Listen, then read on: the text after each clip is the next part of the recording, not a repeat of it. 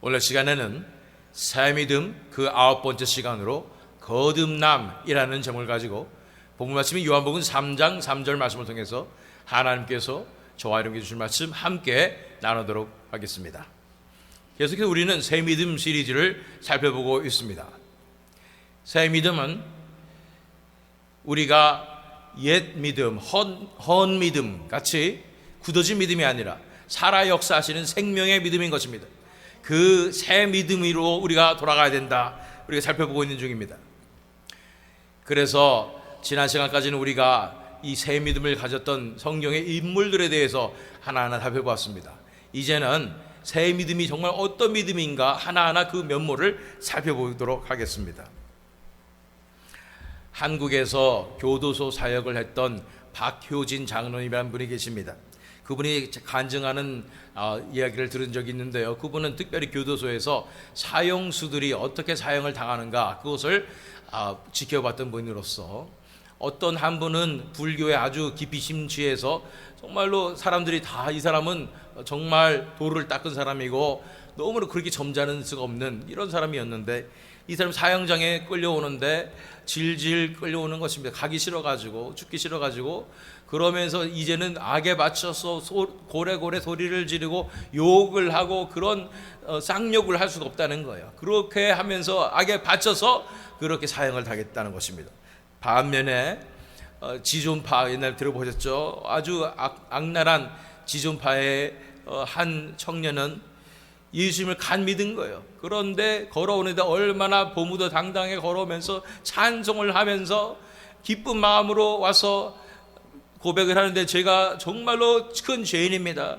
나는 정말로 하나님 앞에 용서받을 수 없는 죄인이지만 하나님께서 너를 만나주셨다고 고백하면서 여러분들도 다 예수님 믿어야 한다고 담대하게 그렇게 사형장에 이슬로서 사라지는 모습을 보게 될 때 무엇이 다른 점일까? 그렇게 다른 종교에서 돌을 닦고 그렇게 오랫동안 신앙생활을 했다고 했는데 그 사람들은 죽음 앞에서 그렇게 초라하게 되고 그렇게 볼품없게 되지만 예수님 간 믿는 이런 죄인이 어떻게 이렇게 충만하게 이 죽음을 맞을 수가 있었을까?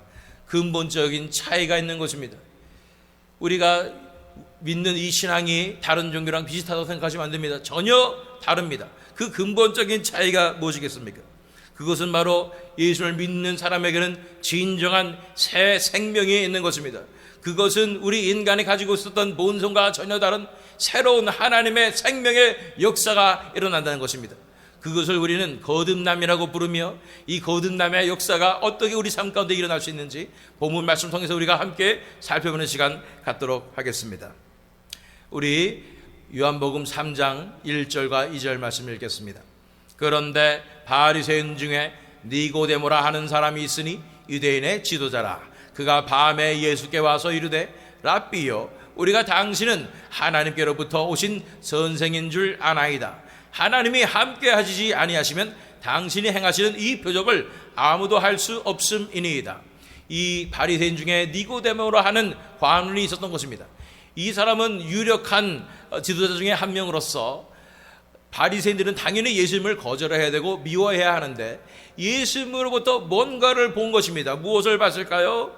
예수님이 행하시는 이 표적을 바라볼 때 도저히 거부할 수 없는 거예요. 도저히 이걸 부정할 수 없는 겁니다. 이것은 뭔가 하나님께서 하시는 일이라는 것을 발견하게 된 것입니다. 어떻게 이것이 가능할 것인가? 이분은 어떤 분이신가? 너무 궁금해가지고 이 바리새인 중에 지도자였던 니고데모가 예수님을 찾아온 것입니다. 하나님이 함께 하시지 아니하시면 당신이 행하시는 이 표적을 아무도 할 수 없음이니이다. 인정하는 것입니다. 그래서 몰래 밤중에 찾아오게 된 것입니다. 그런데 그 니고데모가 이렇게 찾아왔으면 예수님이 제가 예수님이라면 그렇지 너가 다른 바라볼 줄 아네 이러면서 그렇지 당신 같은 사람이 정말 이 하나님의 나라에 귀하게 쓰임 받을 것입니다 뭐 이렇게 얘기할 수도 있을 텐데 예수께서 대답하여 이르시되 진실로 진실로 내게 이르노니 사람이 거듭나지 아니하면 하나님의 나라를 볼 수 없느니라. 전혀 엉뚱한 말씀을 하시는 것 같은 거예요. 예수님 정말 당신은 하나님으로부터 온 것 같아요. 내가 아무리 부정하려고 해봤는데 난 말이 재미니까 아무리 생각해도 이거는 하나님이 아니시면 할 수 없는 그런 기적들입니다. 그러니까 예수님께 당신에게 찾아옵니다 그랬는데 예수님이 진실로 진실로 내게 이르노니 사람이 거듭나지 아니하면 하나님의 나라를 볼 수 없느니라 고 담대하게 예수님께 선포하시는 것입니다. 거듭나는 게 뭐냐는 거예요. 자, 왜 거듭나야 될까요? 왜 거듭나야 되냐면 우리가 가진 이 본성과 속성은, 죄의 속성은 너무나 타락하였기 때문입니다. 우리의 가지고 있는 옛 습성, 옛 본성, 이 육체, 이걸 가지고는 도저히 하나님 나라에 들어갈 수도 없고 어떻게 해볼 수 없는 죄인이라는 사실을 알아야 된다는 것입니다. 그렇기 때문에 방법은 하나밖에 없어요. 우리가 기계가 고장이 나면 고쳐주려고 합니다. 그래가지고 고치다 깨닫게 되는 것은 이거는 고칠 수가 없구나 더 이상. 그럼 어떻게 돼요? 갈아쳐야 되는 것입니다. 우리 인간의 본성이 이렇게 타락해서 다른 종교들은요, 다른 점이 뭐냐면은 이걸 고쳐서 보려 하는 거예요. 한번 고쳐서 착하게 한번 만들어 보자. 그래 도를 닦고 경전을 읽고 별짓을 다 하고 고행을 하고 자기 몸을 괴롭게 하고 금욕을 하고 별걸 다 해보는 거예요.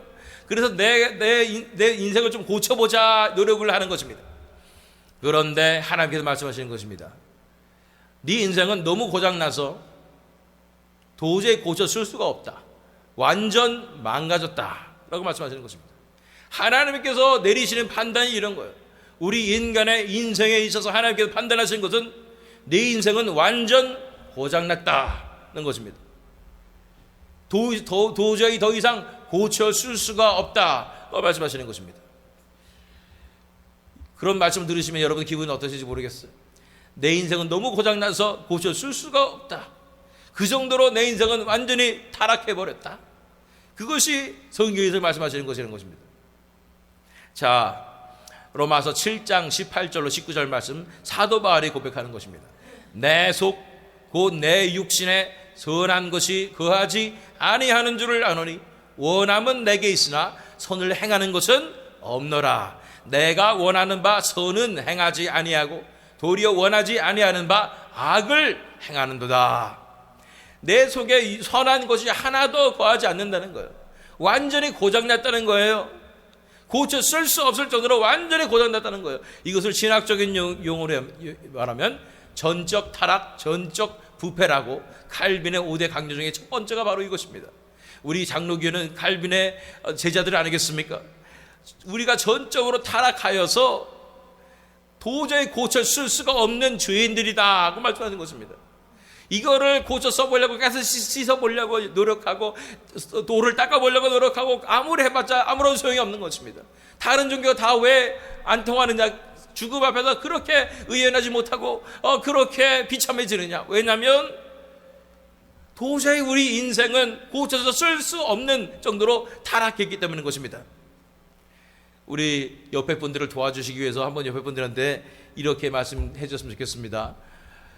도저히 고칠 수가 없습니다. 이렇게 말씀해 주시겠습니다. 아주 고칠 수가 없는 아주 고장난 인생들을 살고 계십니다. 이것이 진리예요. 이걸 깨달아야 우리가 하나님의 은혜 가운데로 나올 수 있는 것입니다.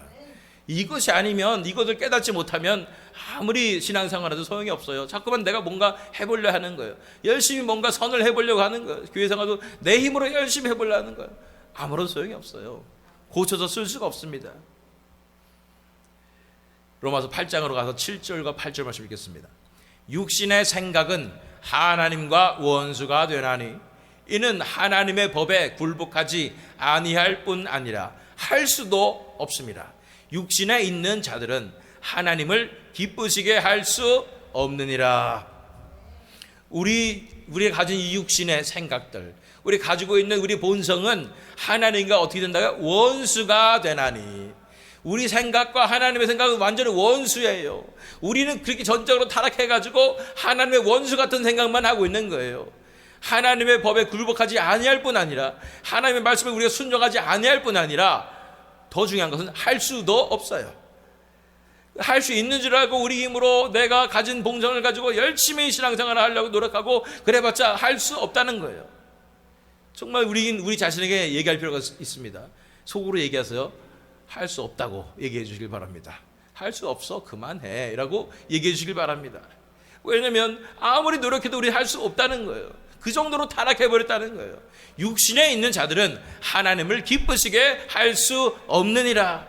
이제 더 이상 깨달아야 됩니다. 도저히 고칠 수 없는 고장난, 그래서 폐기 처분해야 되는 그런 인생이 내 인생이구나 하는 것을 먼저 깨달아야 하는 것입니다. 이것을 깨달은 사람들은 이제 깨닫는 거예요. 큰일 났구나. 내 인생 큰일 났구나. 나는 그나마 괜찮은 줄 알았는데, 내 인생 가운데 내가 뭔가 이렇게 인생을 가지고 꾸며가지고 잘 살 수 있을 줄 알았는데 내 인생이 완전히 고장난 인생이었다면 나는 어떻게 할 수가 없구나 하는 것입니다. 제 아들이 컴퓨터를 업그레이드 한다고 쓰던 컴퓨터를 제가 몰래 뺏어가지고, 이 컴퓨터를 제가 이 교회에서 쓰면 되겠다 싶어가지고 해봤는데 안 되는 거예요. 그래가지고 이걸 고칠 수 있을자고 이 부품을 사보고 저 부품을 사봤는데 결론은 고칠 수 없다. 이것이 결론이 난 것입니다. 어떻게 해야 돼요? 고칠 수 없으면 어떻게 돼요? 버려야죠. 새로 교체를 해야 되는 것입니다.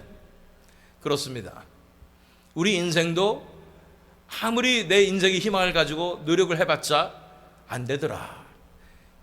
우리 조상 대대로, 또 인류의 조상 대대로 열심히 노력해봤자, 돌을 닦아봤자 안 되는 것입니다. 그래서 말씀이 정답이에요. 육신의 생각은 하나님과 원수가 되나니 이는 하나님의 법에 굴복하지 아니할 뿐 아니라 할 수도 없습니다. 육신에 있는 자들은 하나님을 기쁘시게 할 수 없느니라. 이것을 깨달아야 하나님 어떡합니까? 저는 방법이 없어요. 제 인생 이렇게 망가졌고 이렇게 죄만 짓다가 저는 지옥에 빠질 수밖에 없는 죄인입니다 라고 고백할 수밖에 없는 거예요. 하나님 어찌합니까? 하나님 나를 불쌍히 여겨주시옵소서. 그래야 겸손한 심령으로 하나님 앞에 부르짖게 되는 것입니다. 하나님 나를 도와주시옵소서. 하나님 나를 살려주시옵소서. 하나님 나에게 은혜를 베풀어 주시옵소서. 하나님 앞에 부르짖게 되는 것입니다. 그래서 예수님께서 대답하여 이르시되 진실로 진실로 너희에게 이르노니 사람이 거듭나지 아니하면 하나님의 나라를 볼 수 없느니라. 그래서 거듭나야 됩니다. 내가 가지고 있던 그 옛날의 그 생명이 아니라 새로운 생명이 내게 주어져야 된다는 것입니다. 영어로 말하면 replacement가 나한테 오더가 되어야 되는 거예요. 내가 이거 가지고 절대 고칠 수 없는 가지고 씨름하고 있지 말고 치워버리고 새로운 생명을 받아야 되는 것입니다. 그것이 거듭남의 역사라는 것이라고 말씀하시는 것입니다. 이 거듭남이 무엇일까? 그래서 4절 말씀 읽어보면 니고데모가 이르되 사람이 늙으면 어떻게 날 수 있사옵나이까? 두 번째 모태에 들어갔다가 날 수 있사옵나이까? 다시 나야 된, 거듭난단 말은 다시 태어나야 된단 말이니까. 그러면 제가 늙었는데 다시 엄마 뱃속에 들어갔다가 나와야 되는 거예요? 이런 질문을 한 것입니다. 우리가 보기에 좀 우스운 질문 같지만 심각한 얘기입니다. 다시 나와야 된다니까. 다시 우리 인생이 다시 시작돼야 된다니까. 이런 생각할 수 있는 거죠. 예수님께서 말씀하십니다. 5절로 7절 말씀. 예수께서 대답하시되 진실로 진실로 너희에게 이르노니 사람이 물과 성령으로 나지 아니하면 하나님의 나라에 들어갈 수 없느니라. 육으로 난 것은 육이요 영으로 난 것은 영이니 내가 네게 거듭나야 하겠다는 말을 놀랍게 여기지 말라. 이제는 육으로 우리가 한번 났지만, 엄마 뱃속에 태어났지만 물과 성령으로 다시 태어나야 된다는 말입니다. 다시 거듭나야 된다고 말씀하는 것입니다. 그래야 하나님의 나라에 들어갈 수 있다고 말씀하는 것입니다. 육으로 난 것은 육이요 영으로 난 것은 영이니 내가 네게 거듭나야 하겠다는 말을 놀랍게 여기지 말라 말씀하신 것입니다. 자, 그래서 진실로 진실로 내게 이르노니 사람이 거듭나지 아니하면 하나님의 나라를 볼 수 없느니라. 나에게 필요한 것은 replacement구나. 내가 다시 태어나는 것이구나. 어떻게 새 생명을 내가 받을 수 있을 것인가? 라는 질문을 하게 되시죠. 마태복음 13장 3절 말씀 그리고 8절 말씀 읽겠습니다. 예수께서 비유로 여러 가지를 그들에게 말씀하여 이르시되 씨를 뿌리는 자가 뿌리러 나가서 더러는 좋은 땅에 떨어짐에 어떤 것은 100배, 어떤 것은 60배, 어떤 것은 30배의 결실을 하였느니라. 우리에게 필요한 것은 새 생명의 씨앗이 우리 마음 가운데 심어져야 합니다. 우리 마음 가운데 새 생명이 자라나야 하는 것입니다. 이 새 생명은 누가 심어주시는가? 하나님께서 놀라운 은혜로 우리 마음 가운데 새로운 생명의 씨앗을 심어주시는 것입니다. 그 생명의 씨앗이 우리에게 자라나야 거기에서 100배, 60배, 30배의 결실을 맺게 되는 것입니다. 새 생명의 씨앗이 주어져야 하는 것입니다. 어떤 사람들에게 주어질까요? 똑똑한 사람들이요, 열심히 사는 사람들, 혹은 반대로 가난한 사람들, 못난 사람들, 하나님의 은혜가 부어진 자들에게 주어지는 것입니다. 하나님께서 택해 주시는 자에게 부어주시는 것입니다. 그러니 이것은 전적으로 하나님께 달려있으니, 우리가 어떤 거에 상관없이 하나님께서 결정하시는 것이니, 우리가 할 것은 무엇입니까? 오 하나님, 나도 정말 필요합니다. 나도 새 생명이 필요해요. 나도 하나님의 은혜가 필요합니다 하고 하나님 앞에 간구하는 방법밖에 없는 거예요. 우리가 이 새 생명이 없다면 나는 완전히 고장난 인생으로서 내가 사는 삶 가운데서 내 모습을 보니까 아무리 착하게 산다고 해도 결국은 모든 동기가 다 불순하여서 나는 내 마음대로 살고 내 뜻대로 살고 내가 컨트롤하려고 하고 뿐 아니라 내가 정말로 다른 사람에게 잘 보이고자 살고 결국은 다 이기적으로 내가 살았던 이 인생이었는데, 그런 인생을 살아서 이렇게 이기적으로 살아서 내 마음대로 살고 내 나를 위해서 살아서는 결코 천국에 갈 수가 없는데, 하나님 나에게 새로운 역사를 시작하여 주시옵소서. 나는 아무리 정말 발버둥 쳐도 내 삶이 변화되지도 않고 내가 정말 잘 해보려고 했는데 작심삼일이고 열심히 노력하다 보면 다음날 더 뻥 터지고 내가 성질은 왜 이렇게 들어온지, 나는 이렇게 화가 잘 나는지, 그래서 절대 화나지 말아야지 하는데 눌러놓고 있다가 또 며칠 지나면 빵 터져가지고 더 안 좋아지고, 이런 삶을 난 지금까지 살았습니다. 하나님, 이제 나는 더 이상 깨달았어요. 고쳐질 수 없는 죄인이라는 걸 깨달았습니다. 오 하나님, 어떻게 합니까? 하나님, 나에게도 새로운 생명의 역사를 시작하여 주시옵소서. 나에게 내 마음의 밭에도 새 생명을 뿌려 주시옵소서. 이제 이 생명이 내게 자라나게 하여 주시옵소서. 이것을 신학적인 용어로 중생이라고 얘기하는 것입니다. 새로운 생명이 시작되는 것입니다. 이것은 전적인 하나님의 은혜인 것입니다. 요한복음 12장 24절로 25절 말씀입니다. 내가 진실로 진실로 너희에게 이르노니 한 알의 밀이 땅에 떨어져 죽지 아니하면 한 알 그대로 있고 죽으면 많은 열매를 맺느니라. 자기의 생명을 사랑하는 자는 잃어버릴 것이요 이 세상에서 자기의 생명을 미워하는 자는 영생하도록 보존하리라. 하나님의 은혜가 부어져야 이 새 생명의 역사가, 중생의 역사가 내 삶 가운데 거듭남의 역사가 시작되는데, 그런데 우리 측에서도 할 것이 있긴 있어요. 뭘까요? 내가 가지고 있는 이 생명, 옛 생명, 이것이 정말로 고쳐 쓸 수 없을 정도로 타락한 아주 폐기 처분해야 하는 인생임을 깨닫고 내려놔야 됩니다. 내려놔야 돼요. 이거 꽉 붙잡고 그래도 나는 이 인생 괜찮단 말이야. 내가 지금까지 잘 살려고 얼마나 노력했는데, 남에게 피해 안 주고 내가 열심히 살아보려고 얼마나 노력했는데, 나는 이걸 그냥 내려놓으면 내가 죽을 것 같아요. 이렇게 붙잡고 있는 것이 아니라 천부여 의지 없어서 손 들고 옵니다. 주 나를 박다하시면 나 어디 가리까? 나는 이렇게 형편없는 존재입니다. 인정하는 거예요. 이거 가지고는 내가 어디로 갈 수 없는 존재입니다. 그러니 내려놓습니다. 땅에 떨어져, 한 알의 밀이 땅에 떨어져 죽지 아니하면 한 알 그대로 있지만 죽으면 많은 열매 믿는 거예요. 내 이 인생이, 옛날 인생이 땅에 떨어져서 죽으면, 내가 완전히 내려놓아지면, 내가 완전히 십자가에 못 박히게 되면, 그러면 그때부터 새 생명의 역사가 시작되는 것입니다.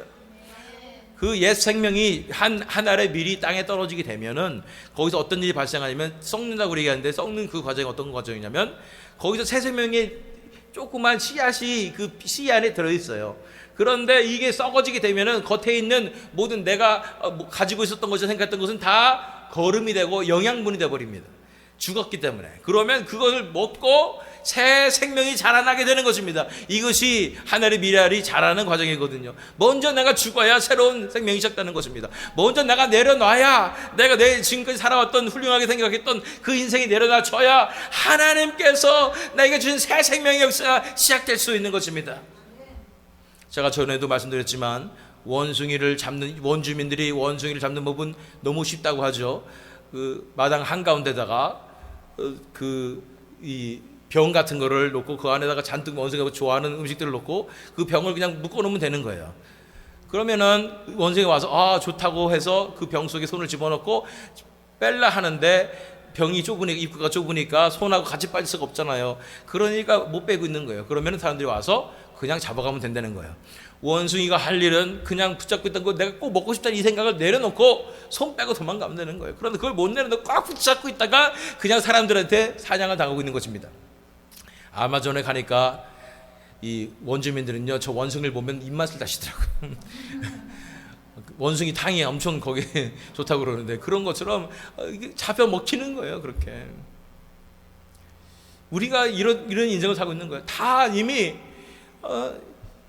폐기 처분해야 되는 인생인데, 그거를 내려주지 못해 꽉 붙잡고 있다가 우리가 정말 지옥불에 떨어지게 되는 것입니다. 어떻게 됩니까? 먼저 내려놔야 된다는 거예요. 먼저 포기해야 된다는 거예요. 먼저 십자가에 못 박아야 되는 거죠.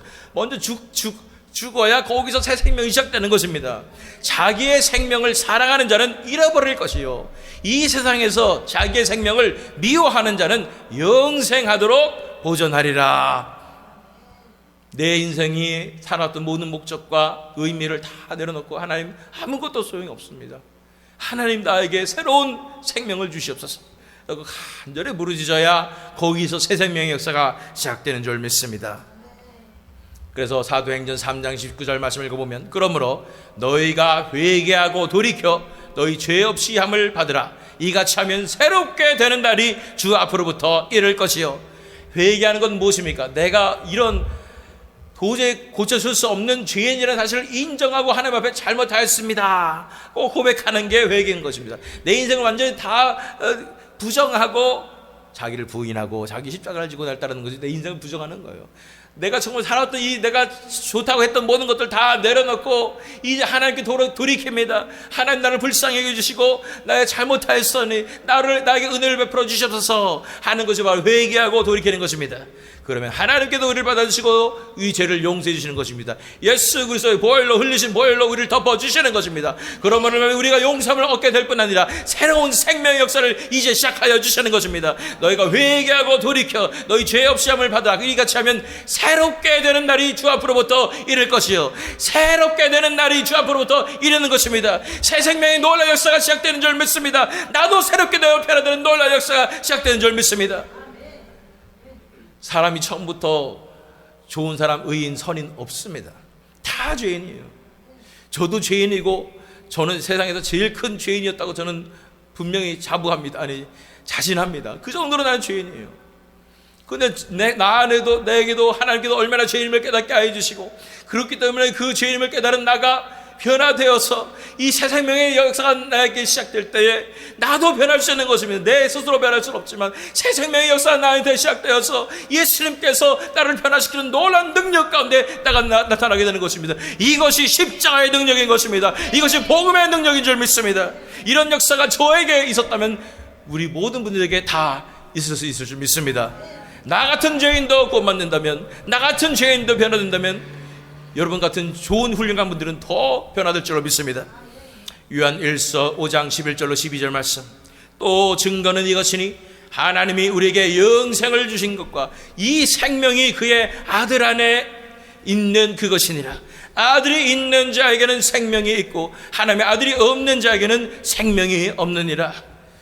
우리에게 주신 새 생명의 역사는 다름이 아니라 그 아들을 우리에게 주시는 거예요. 그 아들의 생명이 우리에게 주어지는 거예요. 우린 생명이 없잖아요. 근데 예수님께서 그 생명을 우리에게 나눠주시는 거예요. 대신 주시는 거예요. 한마디로 예수님께서 말씀하시는 것입니다. 네가 가지고 있는 그 썩은 생명 내가 가지고 갈게. 나의 이 놀란 새 생명을 너에게 주마 하시는 거예요. 그 썩은 내 생명을 내가 예수님께 내어드렸을 때 예수님께서 그걸 가지고 어떻게 하셨어요? 십자가에 못 박으시는 것입니다. 그리고 예수님의 새 생명을 우리에게 주시는 거예요. 그러면 나는 그 예수님의 생명을 가지고 살아가는 것입니다. 이것이 영생이라고 말씀하는 것입니다. 이 영생은 예수님께 속한 생명이 이것이 우리에게 주어지는 것입니다. 이 생명이 그의 아들 안에 있는 그것이니라. 아들이 있는 자에게는 생명이 있고 하나님의 아들이 없는 자에게는 생명이 없느니라 말씀하는 것입니다. 이 하나님의 아들의 생명을 가지고 우리가 살 수 있는 것입니다. 이 생명만에 우리를 살릴 수 있는 생명인 줄 믿습니다.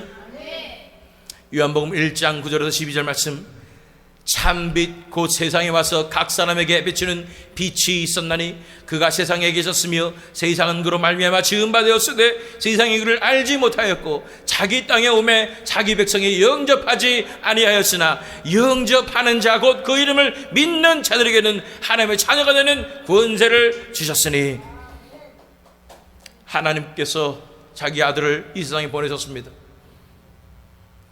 그래서 우리를 구원하실, 우리에게 생명을 나눠주실 구세주로 우리에게 주신 것입니다.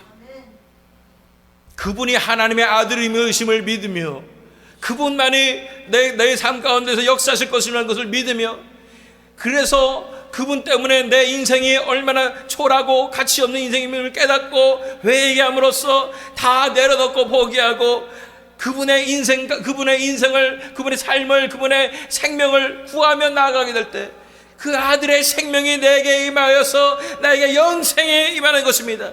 그분을 영접하는 자, 그 이름을 믿는 자, 하나님의 아들이심을 믿으면서 그분한테 모든 인생을 다 내어드린 자, 하나님의 자녀가 되는 권세를 주셨다 말씀하신 것입니다. 예수님은 왕이십니다. 지금까지는 내 옛날 삶은요, 내가 스스로가 왕이에요. 내가 다 결정하고 내 마음대로 살고 나를 위해서 살고 나에게 날마다 키스하며 이뻐해주며 사는 것입니다. 그런데 이제는 예수님이 내 인생에 오셔서 예수님이 나의 왕이 되시는 것입니다. 예수님만을 사랑하고 예수님만을 따르고 예수님께 순종하며 예수님을 모시고 사는 삶입니다. 예수님께 원하시는 그 삶대로 살아가는 삶이 이루어지는 것입니다. 그 예수님을, 왕이신 예수님, 하나님의 아들이신 예수님, 그 이름을 믿고 그분을 내 인생에 영접하여 드려서 이제는 내 뜻대로 살지 않냐고, 내 마음대로 살지 않냐고, 예수님 뜻대로 살며 예수님께 인생을 다 내어드리며 이제 내 인생이 예수님의 것입니다, 예수님 내 안에 살아주시옵소서, 내 인생을 다스려 주시옵소서 하고 내어드리는 이 영접함이 있을 때 하나님의 자녀가 되는 권세를 주신 것입니다. 이것이 우리가 어떻게 거듭나는가 하는 것입니다. 이것을 회심의 경험이라고 얘기하는 것입니다. 본 말씀 돌아가서 예수께서 대답하여 이르시되 진실로 진실로 너희에게 이르노니 사람이 거듭나지 않으면 하나님의 나라를 볼 수 없느니라. 이 회심의 역사가 우리 삶 가운데 있어야 하는 것입니다. 교회를 아무리 오래 다녀도 이 회심 경하지 못한 크리스천들이 너무나 많아요. 왜냐하면 제가 그랬거든요. 저도 모태 신앙으로서 제가 전에 말씀드린지 모르겠는데 신학교 졸업하고 사역자로서, 강도사로서, 전도사로서 그렇게 제가 설교도 하고 사람들에게 가르치고 이런 사람이었는데 저는 제가 회심한 줄 알았어요. 어느 날 제가 교회 사무실에 앉아서 어떤 분의 폴 워셔 목사님이라는 분이 있어요. 그분의 말씀을 제가 듣다가 그분이 죄악을 고백하는 장면이 나오는데 거기에서 갑자기 제가 무너지기 시작하는데 내가 어떤 존재인지가 갑자기 필름처럼 다가오는데 내 인생 가운데 어떻게 이렇게 죄인이 있을 수 있을까라는 걸 깨닫게 된 거예요. 나는 잘 살았다는 생각하고 나름대로 크리스천으로서 정말로 하나님 앞에서 떳떳하게 잘 살고 있다 생각했는데 그게 아니었다는 걸 깨닫는 거예요. 내 인생에 이렇게까지 더러운데 하나님께서 나를 지켜주셨기 때문에 내가 지금 살아있다는 사실을 깨닫게 된 것입니다. 그래서 저는 완전히 무너지기 시작하는데 그냥 내가 얼마나 죄악된 존재를 깨닫고 허탄할 뿐 아니라 완전히 하나님 앞에 우는 거예요. 제가 얼마나 큰 죄인입니까? 그런데 놀란 것은 이러한 죄인을 위해서 어떻게 예수님께서 돌아가실 수 있는가라는 것입니다. 그 귀한 하나님의 아들 예수 그리스도께서 어떻게 나 같은 죄인을 위하여 돌아가실 수 있는가? 이건 말도 안 되는 거예요. 말도 안 되는 사랑인 거예요. 이것을 깨닫고 나자 제가 완전히 그 사랑 앞에 무너지는 것입니다. 그 사랑 앞에 무너져 주님 어떻게 나 같은 자를 사랑할 수가 있습니까? 어떻게 나 같은 죄인을 사랑할 수가 있습니까? 그 사랑이 내 마음까지 다가오자 너무 큰 사랑이 다가오자 망설임 없습니다. 지금까지는 내 인생을 위해 살아왔고 내 인생이 나에 관한 것이었지만 다 내려놔지는 거예요. 이제는 나를 위해서 돌아가신 예수님 위해서 살겠습니다. 예수님만 위해서 살겠습니다. 그렇게 나를 사랑하신 예수님 앞에 나도 예수님 사랑해서 나를 위해서 목숨 바쳤으니 나도 목숨 바쳐서 예수님만 사랑하겠습니다 하는 거예요. 이런 경험이 바로 회심의 경험입니다. 왜 초대교회 성도들은 그렇게 순교할 수 있었는가? 왜 믿음의 선진들은 다 순교하며 목숨 바쳐서 예수님만 사랑할 수 있었는가? 왜 우리는 그렇게 하지 못하는가? 그 회심의 놀라운 역사가 우리 가운데 임해야 되는 줄로 믿습니다.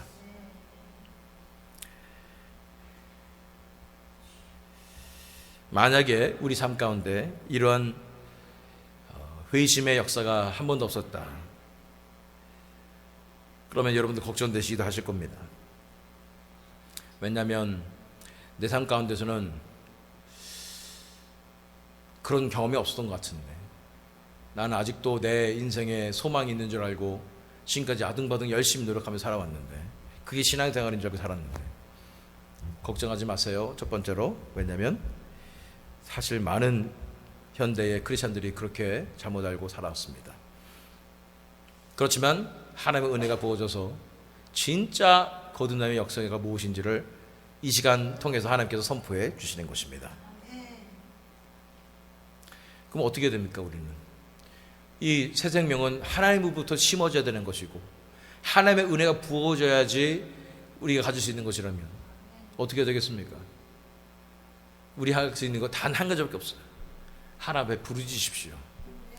하나님, 나도 이런 회심의 역사 경험하고 싶습니다. 나도 정말로 이 은혜 받고 싶습니다. 나도 내 인생이 통성두리째 내려놔지고 예수님께 다 내어드리는 이 경험, 이 회심의 경험 나도 하고 싶습니다. 나를 살려주시옵소서. 간절히 부르짖을 때 그 놀라운 역사가 하나님께서 약속하셨습니다. 요엘서에 오늘 아침에도 일부 예배 때 봤지만, 누구든지 주의 이름을 부르는 자는 구원을 얻으리라 약속하셨습니다. 간절히 부르짖는 자에게 구원의 역사를 주시는 것입니다.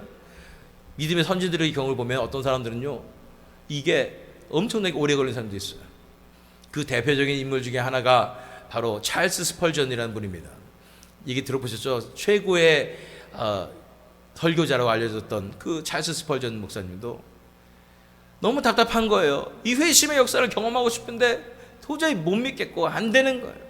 그래가지고 그 수년 동안 방황하면서 그렇게 괴로워했는데, 어느 날 그 역사가 시작되는 것입니다. 어느 날 하나님의 은혜가 시작되는 것입니다. 그것은 하나님밖에 모르는 타이밍이에요. 그때 오는 거예요. 그럼 그때까지 우리 어떻게 된다고요? 하나님 앞에 부르짖어야 하는 것입니다. 하나님을 살려주시옵소서. 하나님, 나 같은 자에게도 이런 은혜를 베풀어 주시옵소서 하는 것입니다. 설교를 마치기 전에 이분이 고백하는 걸 제가 한번 읽어드릴게요.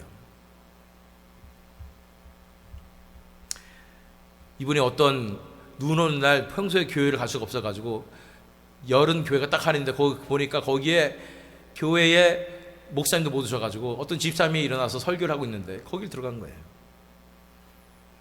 이렇게 말합니다. 그 다음에 그 훌륭한 설교자는 다음의 말씀으로 이어갔다. 나를 바라보라. 내가 수많은 핏방울을 흘리고 있노라. 나를 바라보라. 나는 십자가에 매달려 있노라. 나를 바라보라. 나는 죽었고 묻혔노라. 나를 바라보라. 나는 다시 일어났노라. 나를 바라보라. 나는 하늘로 들림을 받았노라. 나를 바라보라. 나는 아버지의 오른편에 앉아있노라. 불쌍한 죄인들이여 나를 바라보라. 나를 바라보라. 그는 마치 내 마음에 있는 모든 것을 알고 있는 듯이 나에게 눈을 고정시키며 말했다. 젊은이여, 당신은 매우 비참해 보이는군요. 나는 실제로 그랬다. 그러나 나는 나에 대해 설교단상에서 언급하는 것에 익숙해 있지 않았다. 하지만 그 말은 내 마음의 전곡을 찌르는 충격이었다. 그는 계속 말씀했다. 당신은 앞으로도 항상 비참할 것입니다. 만약 당신이 이 구절의 말씀을 따르지 않는다면 당신은 여전히 비참할 것입니다.